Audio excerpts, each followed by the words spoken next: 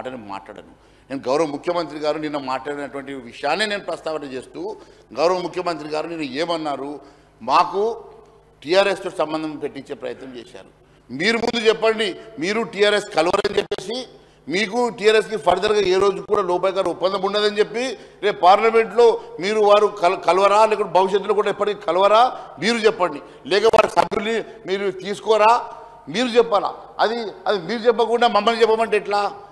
మీరు ఈరోజు అధికారంలో ఉన్నారు, మీరు అధికారంలో ఉన్నారు, రేపు అవసరమైతే అలయన్స్ అయ్యేది మీరు, గతంలో అలయన్స్ అయినటువంటి చరిత్ర మీకున్నది. కానీ మీరు చెప్పకుండా ఈ రకంగా మీరు మమ్మల్ని తప్పుదో పట్టించడం ఇది మంచిది కాదని చెప్పి నేను తెలియజేసుకుంటూ, గౌరవ ముఖ్యమంత్రి గారు నేను అన్నమాట నేను మళ్ళీ ఒకసారి ప్రస్తావన చేస్తున్నాను అధ్యక్ష. గౌరవ ముఖ్యమంత్రి గారు కేవలం మేము పిక్నిక్కి రాలేదని చెప్పేసి మాకు అంటగట్టే ప్రయత్నం చేశారు కదా అధ్యక్ష.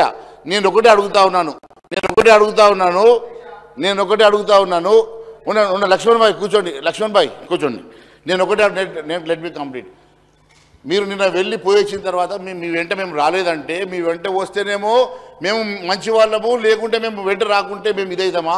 ఆల్రెడీ గౌరవ శాసనసభ్యులుగా ఉన్నటువంటి ఆ రోజు ఈటల రాజేందర్ గారు, కేంద్ర మంత్రిగా ఉన్నటువంటి మా రాష్ట్ర అధ్యక్షుడు కిషన్ రెడ్డి గారు, లక్ష్మణ్ గారు, మరి వారందరూ ఆ రోజు ఉన్నటువంటి ఎమ్మెల్యే రఘునందన్ రావు గారు అందరూ కలిసి వెళ్ళొచ్చిన తర్వాతనే ఇవన్నీ పగుల గురించి బయట పెడితే, ఆ రోజు స్వయాన ఆ రోజు పిసిసి అధ్యక్షుడుగా ఉన్నటువంటి రేవంత్ రెడ్డి గారు ఒక స్టేట్మెంట్ కూడా ఇచ్చారు అధ్యక్ష.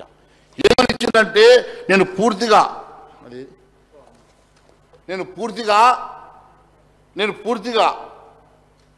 అధ్యక్ష వినండి.